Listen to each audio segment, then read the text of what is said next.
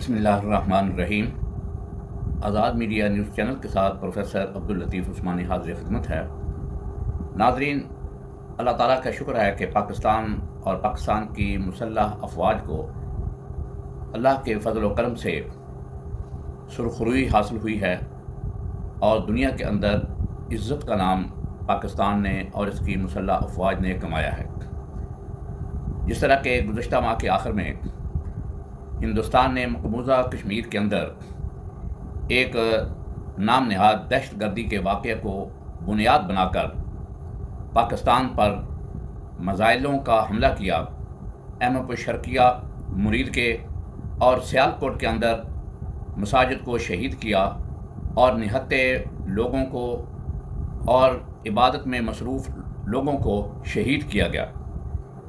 پاکستان کی طرف سے انتہائی تحمل اور بردباری کا مظاہرہ کیا گیا، لیکن ہندوستان کی جو جارحیت تھی وہ دن بدن جاری رہی۔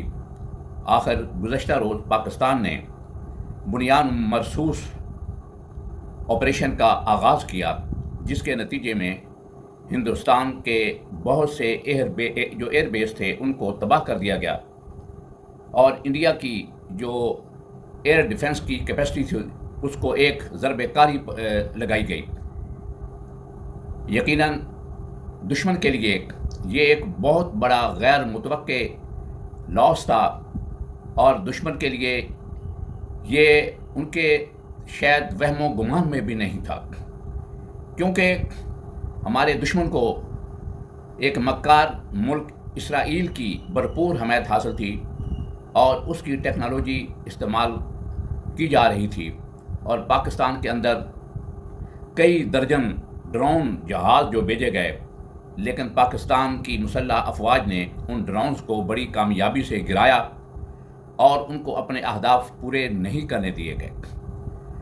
ناظرین، جس طرح جانتے ہیں کہ اس وقت دنیا کے اندر کسی بھی ملک کے اوپر کسی بھی ملک کے لیے قبضہ کرنا نہایت مشکل کام ہے، اور اگر قبضہ کر بھی لیا جائے تو اس کو سسٹین کرنا یا باقی رکھنا یہ اس سے بھی بڑا مشکل کام ہے۔ یہ بات یقیناً ہمارے دشمن کو بھی بڑے واضح ہے اور ہمیں بھی اس بات کا علم ہے کہ ہم کسی دشمن ملک پر قبضہ نہیں کر سکتے۔ اگر قبضہ کر بھی لیں تو ہم اس کو باقی نہیں رکھ سکتے۔ اس طرح ہمارا جو دشمن ہے اسے بھی یہ بات اچھی طرح علم ہے کہ وہ اگر پاکستان کے کسی حصے پر قبضہ کرتا ہے یا خدا نخواستہ کوئی ایسا موقع آتا ہے تو یقیناً اس کے لیے یہ پہلے تو ناممکن ہے، اور اگر ایسا ہو بھی تو اسے باقی رکھنا ناممکن ہے۔ جس طرح ایسٹ پاکستان کے اوپر انڈیا نے 1971 کے اندر جو قبضہ کیا، یقیناً وہ ہماری ایک سیاسی شکست تھی یا ہمارے رہنماؤں کی اور ہمارے جو سیاستدان تھے ان کی سیاسی ناکامی تھی، جس کے نتیجے میں وہاں پر ہمیں ایک قسم کی شکست کا سامنا کرنا پڑا، لیکن اس کے باوجود بھی انڈیا وہاں پر اپنا قبضہ باقی نہیں رکھ سکا۔ تو یہی صورتحال ہے اس وقت دنیا کے اندر۔ اور دوسری بات یہ ہے کہ کوئی بھی ملک اس وقت دنیا کے اندر تنہا کسی دوسرے ملک کے خلاف جنگ نہیں لڑ سکتا، اس لیے دنیا کے ساتھ مل کر یا کم از کم چند اقوام کا مل کر ہی کسی جنگ کو دیر پا قائم رکھا جا سکتا ہے۔ اس لیے پاکستان یا انڈیا کے لیے تنہا یہ جنگ لڑنا بڑا ہی ناممکن اور نامشکل مرحلہ ہے۔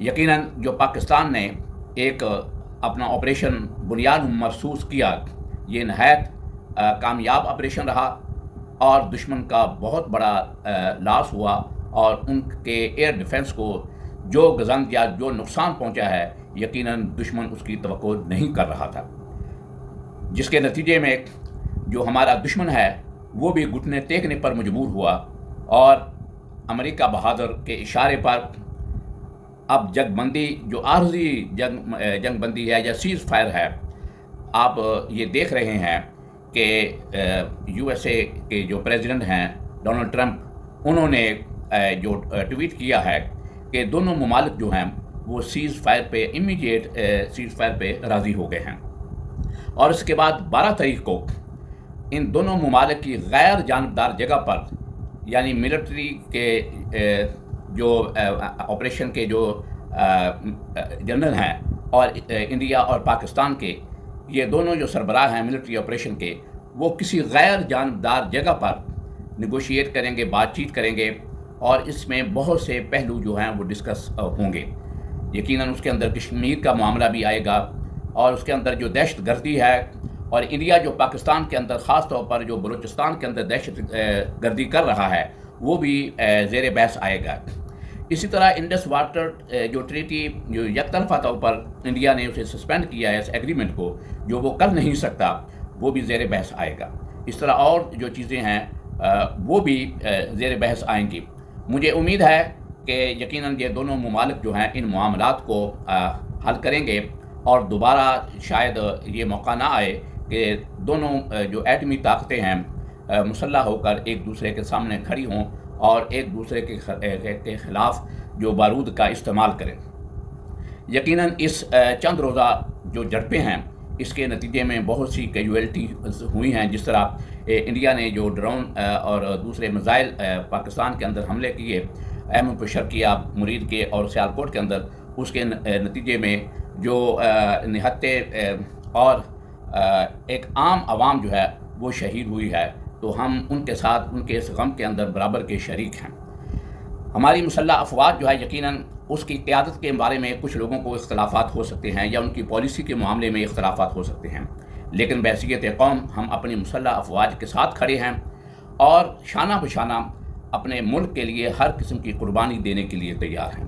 ہمیں امید ہے کہ جس طرح ہم بیرونی طور پر امن چاہتے ہیں، اپنا بات چیت کے ذریعے معاملات کو حل کرنا چاہتے ہیں، اسی طرح ہمیں اندرونی طور پر بھی جو ہمارے سیاسی یا دیگر اختلافات ہیں، ان کو بھی بیٹھ کر باہمی نیگوشیٹ کر کے بات چیت کے ذریعے حل کیا جائے، تاکہ ہمارے ملک کے اندر جو سیاسی استحکام آئے اور معاشی استحکام آئے، اور ہمارا ملک جو ہے معاشی اور سیاسی طور پر مستحکم ہو۔ ہماری مسلح افواج جو ہے وہ اس وقت بڑے ہی مشکل جو مراحل ہیں اور مشکل مقامات پر ہیں، وہاں پر اپنی ڈیوٹی سر انجام دے رہے ہیں۔ جس طرح آپ جانتے ہیں کہ جو وادی کشمیر ہے، LOC کا علاقہ ہے، وہاں پر بھی ہماری مسلح افواج ہے، اور انڈیا سیز فائر ہونے کے باوجود ابھی تک اس سیز فائر کی خلاف ورزی کر رہا ہے۔ ابھی تک جو اطلاعات آ رہی ہیں اس کے مطابق کئی جگہ پر وہ گولہ بارود پھینک رہا ہے، اور پاکستان کی طرف جو اپنے ڈرونز بھی بھیج رہا ہے۔ انٹرنیشنل کمیونٹی کو یقیناً یہ چاہیے، جن لوگوں نے یہ سیز فائر کروایا ہے وہ اس کو مانیٹر بھی کریں، اور اس سیز فائر کو یقینی بھی بنائیں۔ جس طرح کہ میں نے ابھی کہا کہ اس طرح سیاچن گلیشیئر کا ایک میدان ہے کہ آپ جانتے ہیں وہاں پر جو نہ صرف مائنس ٹیمپریچر ہوتا ہے بلکہ 50 کے قریب مائنس ہوتا ہے، جہاں پر عام لباس کے اندر انسان کا زندہ رہنا بھی شاید مشکل ہے۔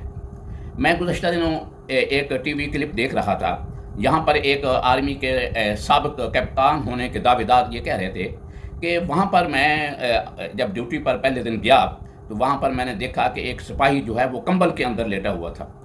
اب میرے لیے بڑی یہ بات حیرانگی کی ہوئی کہ وہاں پر کمبل کے اندر زندہ رہنا تو ناممکن ہے، وہاں کے لیے تو اسپیشل لباس ہے یا آلات ہیں وہ ہیں، وہاں پر ان کپڑوں کے اندر یا کمبلوں کے اندر زندہ رہنا ناممکن ہے۔ یقیناً یہ بات ان کی غلط ہے، وہ مناسب نہیں ہے، اور ہماری آرمی کو بھی دیکھنا چاہیے کہ ایسے ایکس سروس مین اس قسم کی باتیں کر رہے ہیں کہ کیا آرمی انہیں جو پراپر وہاں کی کٹ ہے یا وہاں کا جو ساز و سامان ہے وہ فراہم نہیں کرتی؟ یقیناً فراہم کرتی ہے، اور وہاں پر ہماری جو فوج ہے، ہمارے جو جوان ہیں جن پر ہمیں فخر ہے، وہ اپنی ڈیوٹی سر انجام دے رہے ہیں۔ وہ کلپ آپ یہ یہاں پر دیکھ لیں کہ میں ابھی آپ کو سناتا ہوں، یہ آپ دیکھیں کہ وہ کیا کہہ رہے ہیں۔ میں آپ کو ایک چھوٹا سا واقعہ سنا دیتا ہوں۔ آج سے 26 سال پہلے جب سیاچن گلیشیئر ڈیوٹی پہ تھا، پہلا دن تھا میرا، میں گیا آگے بنکر میں، تو میں نے دیکھا ایک فوجی جو ہے وہ گن لے کے بیٹھا ہوا ہے، اور یہ دیکھ لیں کہ جو ہمارا گھر میں فریزر ہوتا ہے نا، اس میں -2 سے -4 ٹیمپریچر ہوتا ہے، برف جم جاتی ہے، وہاں -42 ہوتا ہے سیاچن میں۔ وہاں پر وہ ایک چھوٹے سے کمبل میں بیٹھا ہوا ہے، اور جو ہی میں اس کے پاس میں صاحب جی نیچے ہو جاؤ، نیچے ہو جاؤ صاحب۔ میں نے کہا کیا ہوا؟ اس نے کہا گولی آئے گا، سمجھا کافر گولی مارے گا۔ تو میں نے کہا تم بھی تو بیٹھے ہو؟ تو اس نے کہا صاحب میرا تو ڈیوٹی ہے۔ تو میں اس کے پاس بیٹھ گیا، میں نے کہا یہ بتاؤ کہاں سے ہو؟ اس نے کہا میرا نام محمد بشیر ہے، میں گجرانوالہ سے ہوں۔ میں نے کہا کتنی تنخواہ ملتی ہے؟ اس نے کہا 3922 روپے 1996 میں۔ تو میں نے کہا اگر تم گجرانوالہ میں کسی بینک میں جاب کر لو تو وہاں بھی تمہیں 4,500 مل جائے گا. وہ شدید جذباتی ہو کر کہنے لگا ڈاکٹر صاحب, کیپٹن صاحب, کپتان صاحب, آپ کو لگتا ہے میں یہاں 4,000 روپے کے لیے بیٹھا ہوں؟ تو میں نے کہا اور کس کے لیے بیٹھے ہوئے ہو؟ اس نے کہا میں اپنے بیٹے کو گولی سے بچانے کے لیے بیٹھا ہوں. میں نے کہا تمہارے بیٹے کو گولی کیسے لگ سکتی ہے بھائی, وہ تو گجرا والا بیٹھا ہے. اس نے کہا صاحب آپ میرا بیٹا نہیں. جی آپ نے یہ کلپ سن لیا ہوگا کہ وہ کیا فرما رہے ہیں کہ وہ ایک سپاہی جو ہے وہ ایک کمبل میں, چھوٹے سے کمبل میں لیٹا ہوا تھا. یہ کتنی مذہب کا خیز بات ہے. یہ کیسے ہو سکتا ہے کہ اس قسم پرسی کے عالم میں کوئی سپاہی وہاں پر کمبل لے کر لیٹا ہو؟ کمبل کے اندر وہاں پر زندہ رہنا ناممکن ہے. اگر اس قسم کے کلپس جو ہیں ہمارے دشمن سنیں گے تو وہ ہماری فوج کے متعلق کیا تاثر قائم کریں گے کہ ایک ایکس سروس مین جو کہ کہتا ہے کہ میں آرمی کے اندر خدمات سر انجام دیتا رہا اور وہاں پر میں محاذ پر گیا, تو اگر وہ گیا ہے تو یقیناً یہ بہت بڑا جھوٹ ہے میرے خیال میں کہ یہ بات انہیں نہیں کرنی چاہیے تھی. ہمارے اداروں کو ایسی باتوں کا نوٹس لینا چاہیے. شکریہ.